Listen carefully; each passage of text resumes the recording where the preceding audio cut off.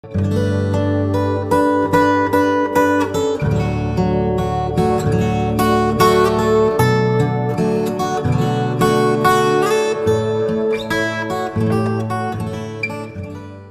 palavra de Deus diz assim, no livro do profeta Isaías, capítulo 45, no versículo 15.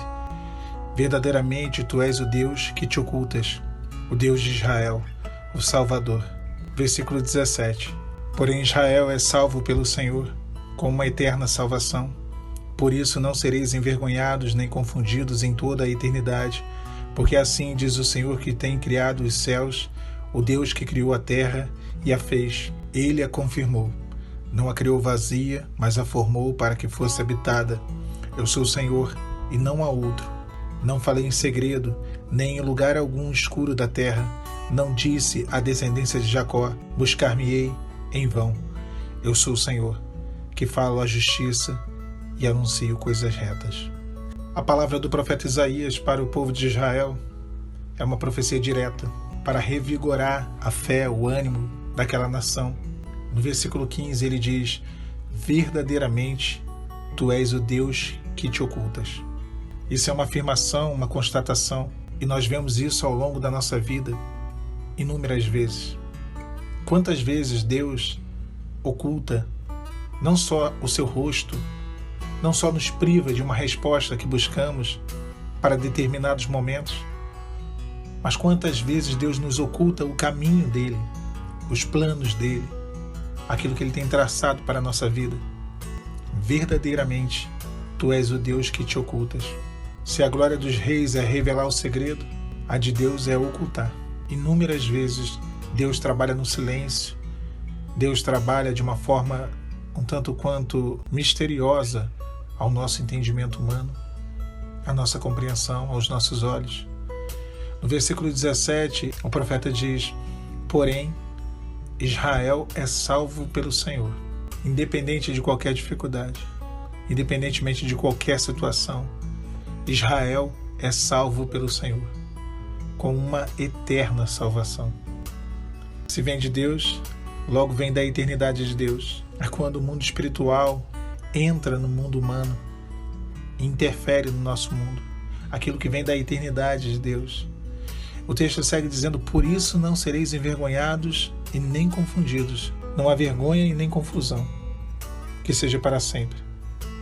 Não há vergonha e nem confusão como um fim para a vida daqueles que servem a Deus. O seu fim não é um fim de vergonha.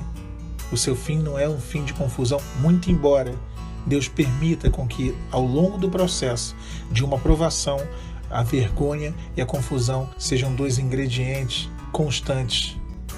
No versículo 18, o profeta fala em nome do Senhor, porque assim diz o Senhor, que tem te criado, que tem criado os céus, o Deus que formou a terra e a fez. Ele a confirmou, não a criou vazia, mas a formou para que fosse habitada.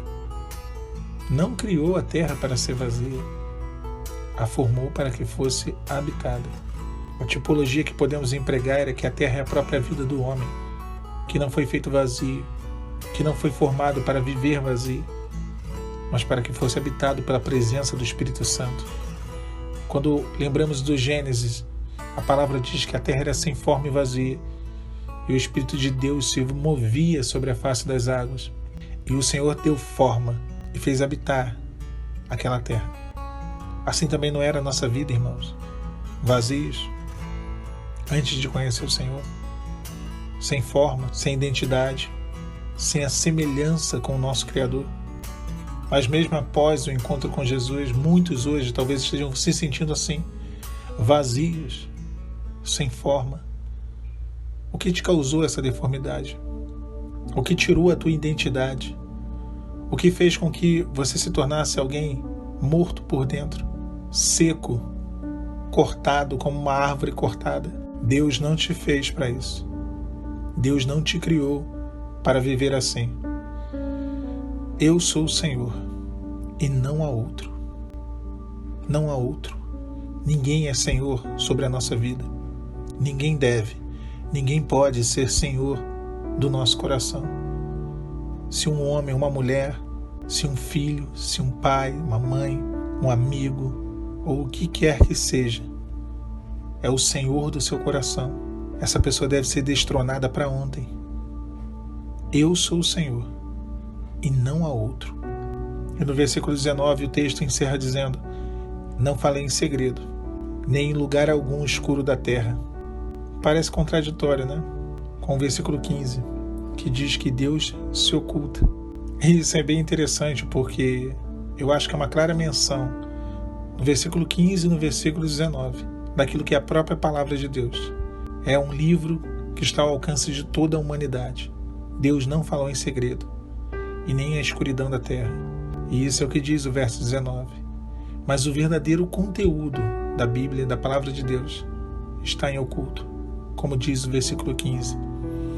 E ele finaliza dizendo no verso 19: eu não disse à descendência de Jacó, buscai-me em vão. Eu sou o Senhor, que falo justiça e anuncio coisas retas. Eu não disse, buscai-me em vão. Quando o homem se volta para Deus, quando um homem, uma mulher, busca a face do Senhor, nunca será em vão. A justiça de Deus contempla aqueles que o buscam, e Deus anuncia coisas retas em favor desses. Mas um dia se inicia, essa manhã de terça-feira, muitos gigantes se levantarão, muitas dúvidas, muitos temores, mas o mesmo Deus que se revelou para a sua nação e deu a certeza, deu a garantia de que seria com eles nos piores momentos, é o Deus que está contigo. É o Deus que não fala em lugar escuro da terra. É o Deus que não fala em segredo, muito embora oculte as coisas mais profundas para aqueles que o buscam. Que nesse dia o Senhor seja a sua salvação, a sua única salvação. Como diz o título, o Senhor é o único Salvador. Meu irmão, minha irmã, só Ele pode livrar você da luta que você enfrenta. Só Ele pode te dar vitória. E se você crer, Ele te dará vitória. Que Deus te abençoe. A paz do Senhor Jesus. Pessoal, a paz do Senhor Jesus. Uma coisa que eu leio muito nos comentários é sobre o cansaço. Como que o cansaço vem. E é normal que venhamos a ficar cansado. Mas cansado de quê, né? Cansado de buscar, cansado de orar, cansado de clamar ao Senhor, cansado de lutar por algo. Então isso gera em nós realmente um cansaço. Mas eu acho que isso também se dá por conta de um entendimento que nós temos acerca, a leitura que nós fazemos acerca das lutas. Quando uma pessoa passa a buscar a Deus por algo específico, e aí a fazer propósitos em prol daquilo, para que aquilo se cumpra na sua vida, eu acho que